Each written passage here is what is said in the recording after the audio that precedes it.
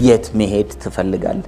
አይገርም? የሰው ልጅ በየቀኑ የት መሄድ እንደሚፈልግ ያውቃል። በህይወቱ ግን የት መድረስ እንደሚፈልግ ያውቃል። ስለዚህ እዚህ አፍንጫው ድረስ ያስባል፣ ከዛ በላይ አያስብም እንደማለት እኮ። በቃ ነገ ይደረጋል ካላችሁ አለቀ። የሰው ልጅ ዛሬን ካልጎበዘ ነገ ሊጎብዝ አይችልም። ዛሬ ካልተለወጠ ነገ ሊለወጥ አይችልም። እንደው አንዳንድ ጊዜ ፈጣሪ ለምንድን ነው እንደሰው የምናስበው? ካላንደር ነፍ ካላንደር ይዞ 7 ቢሊዮን የሱን 1932 ላይ የሷን 2040 ላይ ምናምን እንደዚህ የሚያደርግ ይመስላችኋል? አብዛኛው ሰው ዝሩ የሚሆነው ቀኑን ተነስቶ የሰው ካላንደር ሞልቶ የሚኖር ሰው እኮ ይኖራል። በአብዛኛው ጊዜ ስልክ ይደወልላችኋል። ዛሬ ከሰዓት ምን አለ? ምንም የለኝም ና የዛ ሰው ካላንደር ማሞያ። ነገ ጠዋት ለቅሶ አለ፣ ጠዋት ና የለቅሶ ማሞያ። ምንድነው መሆን የምትፈልጉት? ለሰዎች በጣም የሚተርፍ ሰው መሆን ከፈለጋችሁ ለሰዎች የሚተርፍ ስራ ለመስራት ከሰዎች ጋር ያላችሁን ጊዜ ከጓደኛ ከእህት ከወንድም ጋር ቆጥባችሁ ስራ ላይ መሆን አለባችሁ። የኔ ሀብት እሱ ባለው ጊዜ አይቀርም አይመጣም። እሱ እንደው አንዳንድ ጊዜ ፈጣሪ ለምንድነው እንደሰው የምናስበው? ካላንደር ነፍ ካላንደር ይዞ 7 ቢሊዮን የሱን 1932 ላይ የሷን 2040 ላይ ምናምን እንደዚህ የሚያደርግ ይመስላችኋል? ህጉ ተዘርግቷል። በዚህ ነፍስና ስጋችን በዚህ ምድር ላይ እስካለ ድረስ መስራት ያለብንን ነገር ሰርተን መድረስ ያለብን ቦታ ለመድረስ ህጉ ተዘርግቷል። ባይገባንም አለ ቢገባ ግራቪቲ እኮ ባይገባንም አለ አይደል እንዴ? ግራቪቲን ለማወቅ ሳይንቲስት መሆን ያስፈልጋል። ለማወቅ ምንጥረው ብዙዎቻችን እስቲ እዚህ ቤት ያለን ሰዎች ብዙ የምናቃቸው ውጤታማ ለመሆን የሚጠቅሙ ነገሮች እያሉ ማናደርጋቸው አሉ ወይስ እናቃለን እኮ አይደል? መጽሐፍ ማንበብ ጥሩ እንደሆነ እናውቃለን። 2 ሊትር ውሃ መጠጣት ለጤና እንደሚጠቅም እናውቃለን። ይቅርታ ለሃይማኖትም ለምንም ለሰላምም እንደሚጠቅም እናውቃለን። ምስጋና እንደሚጠቅም እናውቃለን ግን አናረግም። 2 ሊትር ሲባል ራሱ ሆዳችሁን አያማችሁም? ዝም ብሎ ስታስቡ ልምምዱ ከሌላችሁ በስተቀር ለጤና ያስፈልጋል ኩላሊትን ማጽዳት አለብህ ይባላል ግን አንሰማ። መቼ ነው የምንሰማው? ሐኪም ቤት ሄደን ኩላሊት ላይ ትንሽ ችግር ያሳያል ከተባለ ቧንቧ ነው አይደል ገጥሞ ላለመሞት በፍርሃት ብቻ የምንንቀሳቀስ ከሆነ ይሄ ስነ ስርዓት ያለው ስነ ስርዓት ማለት ካለንበት ቦታ ወደምንደርስበት ቦታ አስቀምጠን ለዛ የሚያስፈልግ ዲሲፕሊን ማለት እሱ አይደንቲቲያችሁን ይቀይራል። ቃል ላይ ቸልተኛ ከሆነ ህይወት ላይ ቸልተኛ ነው የምንሆነው። ቃልን ማወቅ አለብን። ለማሳካት ጉዳይ የሌለው ሰው ስነ ስርዓት ያስፈልገዋል? አያስፈልገውም። ለዚህ ነው አብዛኛው ሰው ዝሩ የሚሆነው ቀኑን ተነስቶ የሰው ካላንደር ሞልቶ የሚኖር ሰው እኮ ይኖራል። በአብዛኛው ጊዜ ስልክ ይደወልላችኋል። ዛሬ ከሰዓት ምን አለ? ምንም የለኝም ና የዛ ሰው ካላንደር ማሞያ። ነገ ጠዋት ለቅሶ አለ፣ ጠዋት ና የለቅሶ ማሞያ። ከነገ ወዲያ ሰርግ አለና የሰርግ ማሞያ። ከነገ ወዲያ ደብሮኛል እባክህ ና እስኪ ትንሽ እንጫወት። እንደዚህ የሚኖር ሰው እኮ ሞልቷል አይደል? እና ይሄ ሰው አሁን በህይወቱ ሊለወጥ ይፈልጋል እንዴ? ስኬት እኮ ሰርከስ አይደለም። ስነ ስርዓት ላይ የምናየው ነገር ምንድነው? የምትፈልገው ቦታ እስክትደርስ ድረስ የሚያስፈልግህን ስራ መስራት ስነ ስርዓት ይባላል። what do you want to be? ምንድነው መሆን የምትፈልጉት?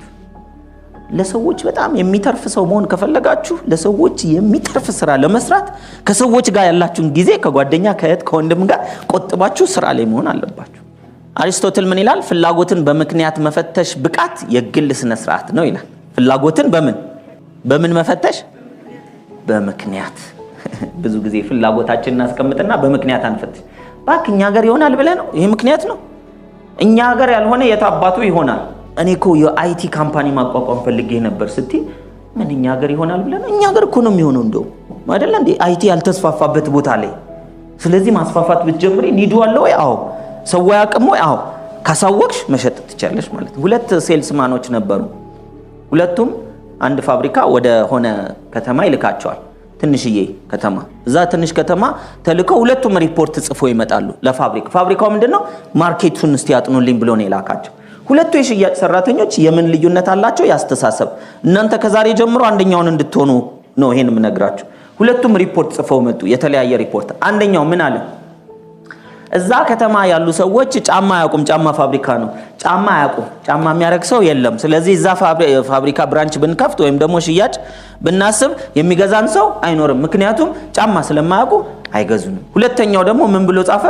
እጅግ በጣም ትልቅ የገበያ እድል አለን፣ ምክንያቱም እዚህ ከተማ ያሉ ሰዎች ጫማ አያቁም፣ ጫማ ስለማያቁ ጫማ የማድረግ ጥቅምን በማብራራት ከፍተኛ ሽያጭ መሸጥ እንችላለን።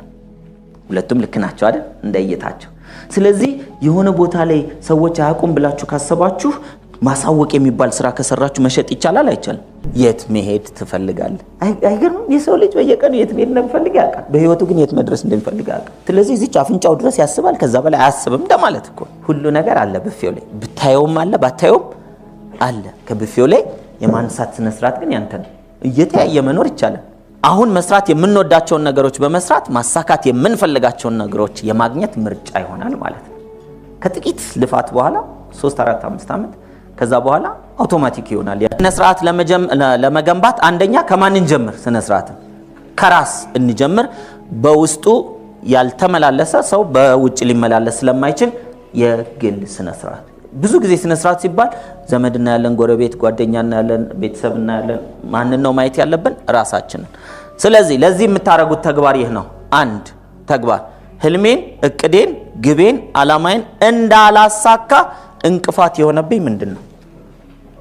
እነዚህ ነገሮች ጻፉት። የቤት ስራ ነው። ከዛ እንደገና ራስን መውቀስ እንዳይሆን ያንን አድርጉ። ሁለተኛ በጊዜ ጀምር። አንዳንድ ሰው በጊዜ ጀምር ሲባል ወይኔ እድሜ 25 ሆኗል፣ በጊዜ እኮ 15 ነው አይደል? በጊዜ መቼ ነው? በሰማ ጊዜ፣ በዛ ጊዜ ጀምር። አትዘጊው።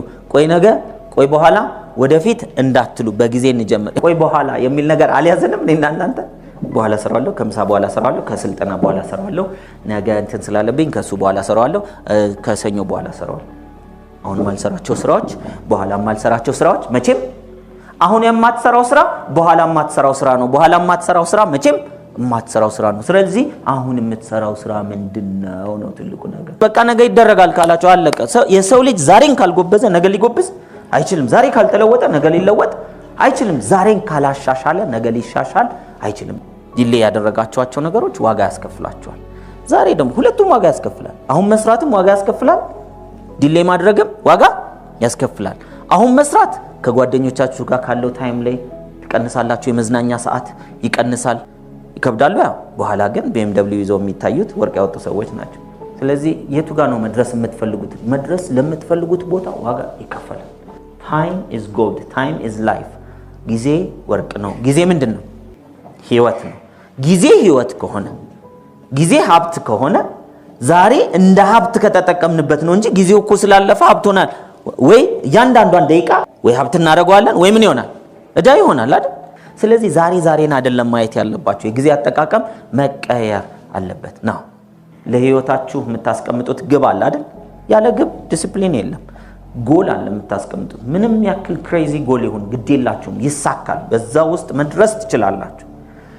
ለዛ ግን የሚያስፈልግ ዕውቀት አለ የለም? ጊዜን ለምን መጠቀም?